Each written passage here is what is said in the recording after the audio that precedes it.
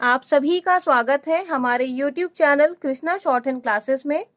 आप सभी को लीगल डिक्टेशन दी जाएगी जो कि 100 वर्ड प्रति मिनट की स्पीड से होगी। तैयार रहें। 3, 2, 1 स्टार्ट। गप्पू यादव बनाम मध्य प्रदेश राज्य के मामले में लेखराम अभियुक्त संख्या 2 और मृतक गोपाल अभियुक्त संख्या 1 रामलाल के पुत्र थे। अभियुक्त गप्पू, जनकू, केवल और मंगल सिंह एक परिवार के थे और सुंदर गप्पू का भतीजा था।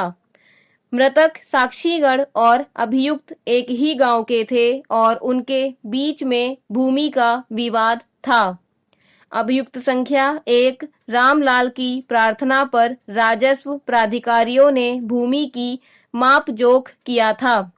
यह पाया गया कि अभियुक्त से संबंधित भूमि रामलाल अभियुक्त संख्या 1 के कब्जे में थी और उक्त भूमि पर एक पेड़ खड़ा था। यद्यपि आरंभ से यह पेड़ रामलाल के कब्जे में था, किंतु नापजोख के बाद उसका कब्जा उस पर समाप्त हो गया। घटना से एक दिन पहले रामलाल के परिवार ने उस पेड़ को काट दिया जिस पर अभियुक्त व्यक्तियों से मृतक की कहासुनी हुई थी।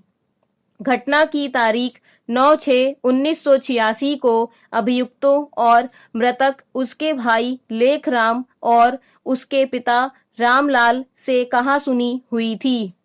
अभियुक्त जनकू ने मृतक से पूछा कि वह पेड़ क्यों काट रहा है। लेखराम ने उत्तर दिया कि पेड़ 3 दिन पहले काटा गया क्योंकि तब यह उसी का था और उसी के परिवार वालों के द्वारा लगाया गया था। मृतक ने कहा कि पेड़ उसने नहीं काटा। इससे दोनों के कहासुनी कहासुनी और हाथापाई आरंभ हो गई। अभियुक्तों ने मृतक पर हमला किया जिससे उसके पैर का अस्थि भंग हो गया। जब रामलाल और लेखराम उसे बचाने गए तो अभियुक्त उनकी ओर आक्रामक रूप से दौड़े। रामलाल और लेखराम उस स्थान से भाग गए और बाद में कुछ अन्य ग्रामीणों के साथ वापस आए। तब वे मृतक को चारपाई पर लादकर थाने ले गए जहां से उसे उपचार के लिए भेजा गया। चिकित्सक अभियुक्त संख्या 3 ने उसकी परीक्षा की। जांच पर उसके शरीर पर 7 क्षतियां पाई गईं। उसका मृत्यु पूर्व कथन भी दर्ज किया गया। बाद में घटना का शिकार व्यक्ति 10/6/1986 को 2 बजे पूर्वाह्न मृत्यु हो गई। मृत्यु की सूचना चिकित्सकों ने थाने को भेजी। आरंभतः भारतीय दंड संहिता की धारा 307 के अधीन मामला दर्ज किया गया, किंतु मृत्यु के बाद मामला भारतीय दंड संहिता की धारा 302 के अधीन परिवर्तित कर दिया गया।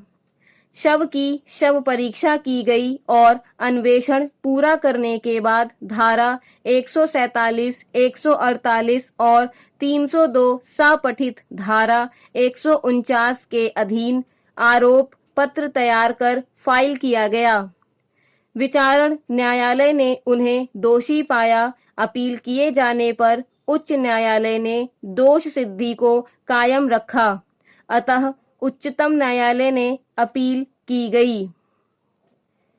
यह अभी निर्धारित किया गया कि इस मामले में 7 क्षतियों में से केवल एक गंभीर क्षति थी अथवा प्रकृति के सामान्य अनुक्रम में मृतक की मृत्यु कारित करने के लिए पर्याप्त थी। क्षतियों का कारित किया जाना या उनकी प्रकृति अभियुक्त अपीलार्थियों का आशय सिद्ध करती थी, किंतु ऐसी क्षतियां कारित करना क्रूरता पूर्ण अथवा असामान्य नहीं माना जा सकता, जिससे कि भारतीय दंड संहिता की धारा 300 के अपवाद 4 का लाभ न दिया जा सके। क्षतियां पहुंचाने के बाद मृतक गिर गया और उसके बाद कोई क्षति नहीं पहुंचाई गई। यह दर्शाता है कि अभियुक्तों ने ना तो असम्यक लाभ लिया और ना क्रूरतापूर्ण व्यवहार किया, क्योंकि गिरने के बाद जब वह असहाय था तो कोई चोट नहीं पहुंचाई गई।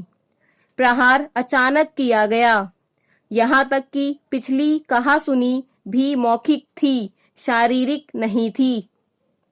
अभियोजन का पक्ष कथन यह नहीं है कि अभियुक्त अपीलार्थी तैयार होकर आए थे और मृतक पर प्रहार के लिए हथियार बंद थे। भूमि को लेकर पहले जो विवाद हुआ था शारीरिक लड़ाई के रूप में नहीं था। इससे दर्शित होता है कि अचानक झगड़ा एवं लड़ाई से उत्पन्न आवेग में अभियुक्तों ने मृतक पर क्षतियां कारित की, किंतु उन्होंने क्रूरतापूर्वक या असामान्य ढंग से कृत्य नहीं किया। ऐसी स्थिति में भारतीय दंड संहिता की धारा 300 का अपवाद 4 स्पष्ट रूप से लागू होता है। धन्यवाद।